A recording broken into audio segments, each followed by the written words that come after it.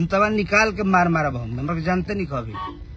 दूगो अहिर के बीच में छटका के जो राजनीतिक चलत रह तू वो भूला जा, और उहो गिला मारी तहरा के। आज ना तो काल जूतन मार मरी है जरा बला पर तू फान तारा बदमाश करते का। अगिला के मजबूर कर दिया लोग कैरियर खाने में, चपलूसी करके के भैया ए भैया। अरे वो अगला तो अच्छा है, तुम लोग उसको खराब कर दिए। ठीक है मेरा गाना वो गिला गाए तो मैं बोला उनका भी मैं गाया, तो वो बात अलग है। तो तू बीच में आकर अपन एथी करता रह, मरा होता रह तू। कहता रहा कि पटना में अब पटना में ना, पटना में तू भाग जीव। बदमाश कहते हमारे हित तो हमारे सब लोग के लेके घूमता रह, तो पटना में आजा। पटना में का उखाड़ ले हमार। बताओ चोट्टा के एगो तो कुछ लिखे ना वाला, खाली भौकाल लेके जूता ढोवत चलता भाई साहब के। वही पर ही भौकाल बनौले बा। एक लेखा चतुर के बा, उका लेखा के बुर्बक बा के करे ऐसन झोरा टंगवा के लेके घूमता रहे, खाली हाला करावे खातिर। और उनका टीमवा में नहीं खे, एगो तुहे बहुत बड़ा बड़ा का उत्साहक। अरे ठीक बा, केहू का गाना अगर चोरी हुई तो केहू बोली ना कि भाई हमारा गाना गिरा, केहू सब लोग काहे गावल। अगर हम खराब बोल रहे बनी कि मान केहू का गाना अगर बाजाता तो अगर मान लो कर हो सके तो बढ़ोतरी करता कि बढ़ जाओ, कोई छोट कलाकार होके चाहे बड़ कलाकार हो। कुछ दिन पहले वो गाय के गाना इलू हो लेके गवा दिल तो का हो गल से, वो सौगिला के नाम खराब होता। तार लोग कहा जाता हाँ हिट हो गई, बाज गुल घंटा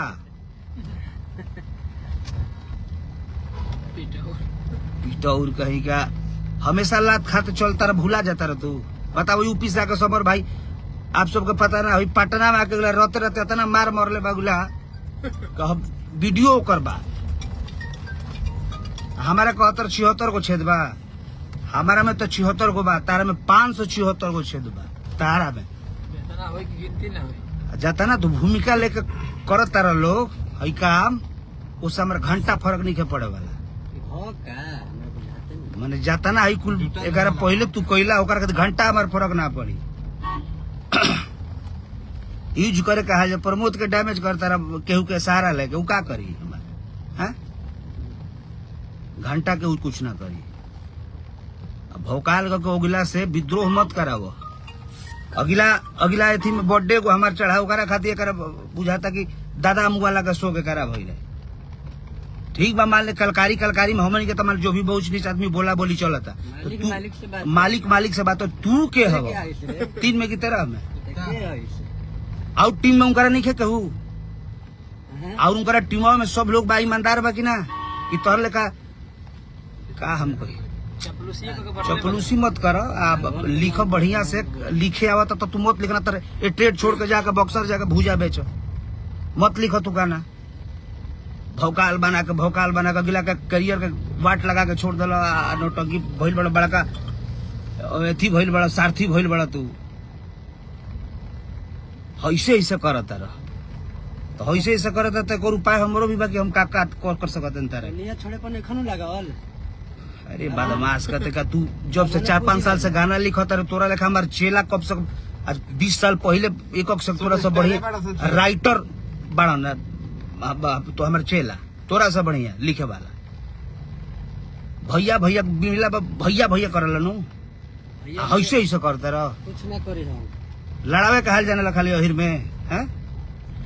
और जतिये में तनी जाना तारा के कौन के छोड़ दियन जा पूछो तरन से कौन के पूछिए एकरा के अहिरे के पनाह ले, बहिरे के एथी में पनाह ले जी सकत रह।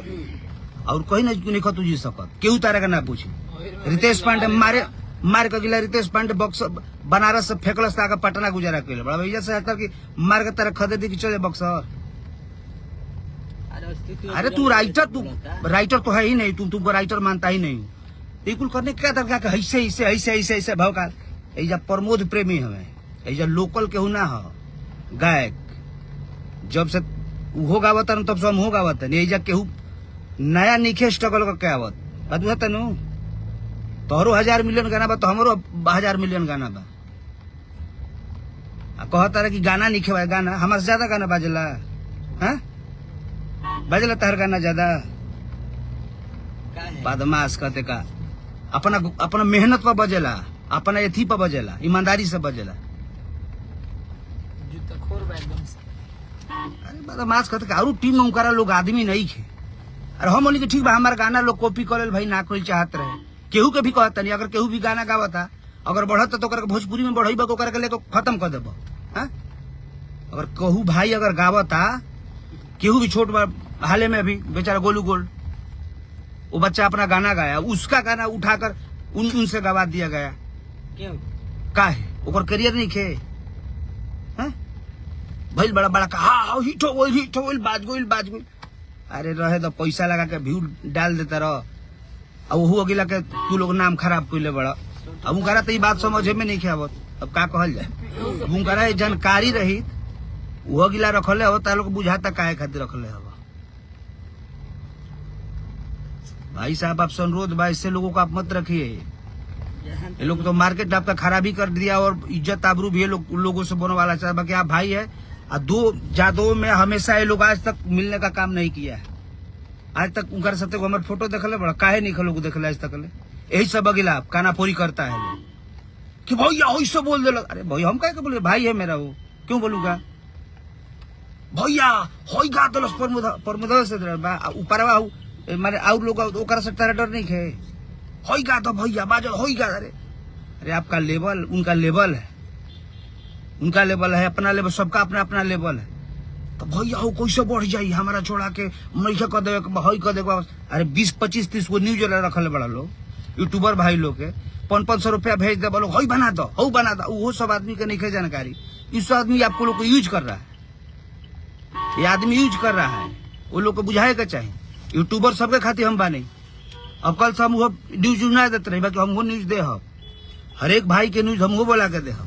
कल विवेक भाई आई रहे माने ठीक बता रहा साथ पटल जब लगिला पटल ओकरा बाद हमारा साथ होगला के गन्ना माना बैठा काम करे के आदमी अथी कल तो तहारा दुख वो में तू लाई तहारा इलाका दरकार है।